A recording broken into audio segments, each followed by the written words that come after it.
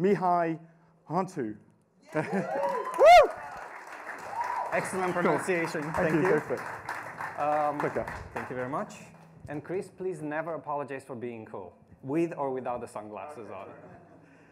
Good morning, everyone. Thank you for being here. I think we're going to have a fantastic couple of days at Pocket Gamer Connect.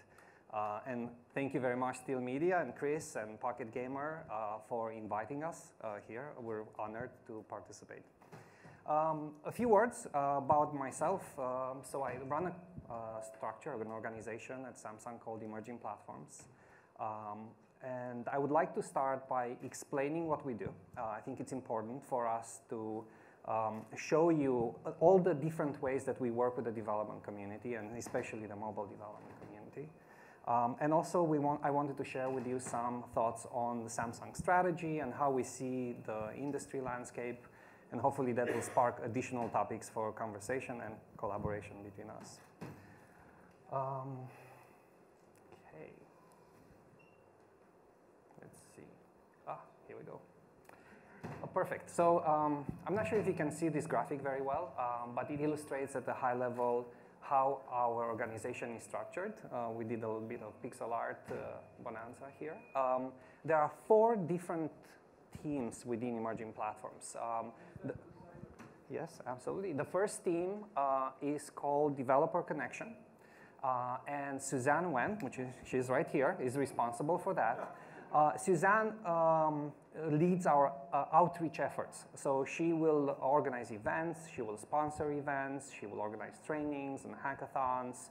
And really she is at the forefront of our central mission to enable and support the developer ecosystem around Samsung products, right? So if you're ever in doubt about how to work effectively with Samsung, I would say Suzanne is the first line of communication, and she can route you to the right parties within the broader Samsung group. Andreas Hoffman, whom you will hear from later today and tomorrow, is running our publishing group. Unfortunately, he's not here. I cannot introduce you to him this morning, but there are 2 components of what Andreas does within Emerging Platforms. First, he runs our app store, Galaxy Apps in North America. So the team that he's in charge of is merchandising this app store. He makes all the featuring decisions.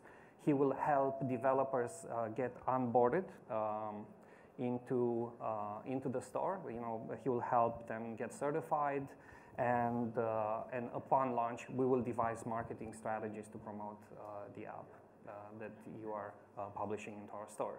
So that's one aspect of Andreas's job. The other one is business development. So he will effectively source partners for various initiatives within Samsung. For example, when we launch a new device, we love to have content that showcases the capabilities of that device. And here we're not just talking about mobile devices, we're actually talking about full cross-platform coverage, mobile, tablet, TV, Internet of Things, wearables, and VR, right? And so there's a universe of different devices of various hardware that we can help you publish to. And the third component of our team is called Samsung Software Solutions. We call that S3. And this is a production and development organization that specializes at creating Samsung-specific products working with the external development community, right? We call this co-development. We will jointly conceptualize the apps that we will try to launch in the Samsung ecosystem, and then we work with these external developers to bring them to market. So we're doing quite a few of these things currently. It's a relatively small team. We haven't yet launched anything, but a lot of good stuff is in the pipeline, and we hope to be able to unveil that very soon. And last but not least, Andrew Bernard, who is running our operations team, is in charge of quality assurance, customer support, deployment, network operations, effectively the tracks that we're utilizing in order to get content out the door. And he will work with external developers to provide all of these services, to extend all of these services to them. So this is our team in a nutshell. We are, again, enabling the developer ecosystem at Samsung. And my name is Mihai. Feel free to talk to me about any of these aspects. And by the way, if you have any questions about anything that you see here, I'll try to save a few minutes at the end of my talk so we can, exchange ideas. All right, let me try this again. Yay, situation brief. So a few words on mobile and kind of how we're looking at this market. Here's kind of controversial statement that expresses an uncontroversial truth. We have amazing distribution mechanisms in the mobile space. We have like established app stores that are very popular. They generate a large amounts of revenue and traffic. And while that is fantastic and we celebrate it, the fact still remains that the majority of developers are actually not making money. And a lot of good content is not discovered, right? So discovery is an issue. And we love the democratic character of the established stores, but we think there is a place in the marketplace for a more boutique, specialized experience. And this is Galaxy Apps. Galaxy Apps has existed for a long time, but we recently have taken measures to revitalize this store. So we are investing in it. We are effectively trying to create a new experience for Samsung customers that is very specific to them. And the Android marketplace is very vast, but Samsung is a very important part of it. So about 65% of the revenues generated in Android come from Samsung devices. So if you have a focused effort on covering the Samsung devices, which are not that many in number, simplifies the porting effort to some extent, you are going to generate the gamut of revenues in Android. So Galaxy Apps is meant to be a curated, premium, and unique storefront. And let me explain what this means. First of all, curation. Currently, curation in the traditional App Store is done by, I would say, the employees of the respective company. And that's totally fine, and there are amazing people there. But we would like curation to come from established reviewers, from reputable media sources, from people that you can trust. So this is our unique approach. We would like to work with Pocket Gamer, for example, to establish a partnership where they will recommend top quality content, and that's where premium comes in, that will come into our App Store. And instead of having hundreds of thousands of apps, we want to have a curated experience with maybe hundreds or thousands at most. So that would be our strategy. And unique because, frankly, at the current time, nobody has interpreted curation to me just that, utilizing reviewers, people with brand name power to actually suggest these experiences and bring this top content to us. And having a very, a modest stream of apps coming into the store at any given time. Modest, but top quality in all respects. So that's Galaxy Apps. And Andreas, whom I mentioned previously, will talk to you a bit more about Galaxy Apps and our strategy and how to partner with us in this respect in the next couple of days. Okay. Changing slides is a real challenge. Okay, so wearables, a few thoughts on this. Obviously, we've had an immense amount of hype about wearables. Now we're having the natural down cycle of this hype, which is that a lot of developers maybe are not as keen as developing for wearables, but I would say that is probably not the right approach. I think there's a lot of opportunity in wearables. I think us at Samsung as a company will continue to invest in it. We think there is a natural evolution to the wearables market, and I do have here an eyesore of a chart, if I can get to it. Okay. I will show you some market data on how analysts are predicting the wearables market to continue to develop, even now, when the hype has died. But before we get to that, I wanted to share with you this graph. I'm not sure if you can see the small print, but I can tell you that 56% of the people surveyed in this particular survey, which was quite extensive, believe that average life expectancy will grow by 10 years because of wearable-enabled monitoring. This is an absolutely staggering fact, right? It's a widespread assumption that wearables will engender correct behavior, will entice people to do sports, to exercise more, and the net effect that people expect that wearables will have on their life is 10 years of life expectancy growth. Incredible. I was really staggered. I was really surprised by this figure, and I wanted to share with you because I think it's quite interesting. If this holds, it means that wearables invariably will be a big deal, and us as mobile game developers should pay attention to the space. Here's some other interesting market data on wearables. These are what analysts, so BI Intelligence, very reputable source, is estimating in terms of units shipped annually. 35% growth year on year, and by 2018, we're expecting more than 120 million devices to exist in the market. Again, staggering number. We have to pay attention to this. And Samsung is. We will be launching a great wearable device towards the end of this year. If you're interested in developing things with us for wearables, we should talk to us. Internet of Things. This is kind of the, another massive opportunity, but I don't think we have really approached it carefully in the games development space. To my knowledge, I don't know of any game that leverages the Internet of Things. I can, in my mind's eye, I can see a sort of Resident Evil where, if you have a mechanism to open the doors and to dim the lights in your house, then you can create like a really scary experience using an Internet of Things game experience. But I'm getting off the beaten path there for a bit. I can tell you that from this study, it turns out that most customers expect to have a truckload of Internet of Things, IoT devices in their house. So you won't see this probably, but we're talking about the smart thermostat. 70% expect to have that in their house. Many already do.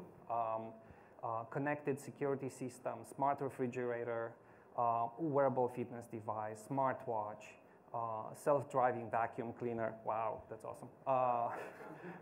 Wearable heads-up display and smart clothing. All right, so all of these. Smart clothing would be like, the expectation on smart clothing is the least of all, but it's right around 40%. So still an amazing amount of smart devices will penetrate the market in the next period of time. And the open question, can games play a role here? Experience suggested that usually we are at the forefront of innovation and we're like on the bleeding edge of the technology. So probably this is an opportunity for us as well. Hey, look, a real quote about Samsung. Samsung is leading on this front. No surprise there. All right, so virtual reality. As you all know, we have done a lot of work in VR at Samsung, working very closely with our partners at Oculus. That's why we have a Gear VR workshop right at this conference, and Suzanne will be there to kind of walk you through it. Developing for Gear VR is called, so it should be really interesting to you. So a couple of quotes here that I think are illustrated. So first of all, a lot of the VR effort currently is driven by enthusiasts. And there's been a lot of investment in this space and a lot of excitement. This is on the upward trend of the hype, right? On the wearables, we're in the downward trend, but we're in the upward trend for VR. It's a really exciting space.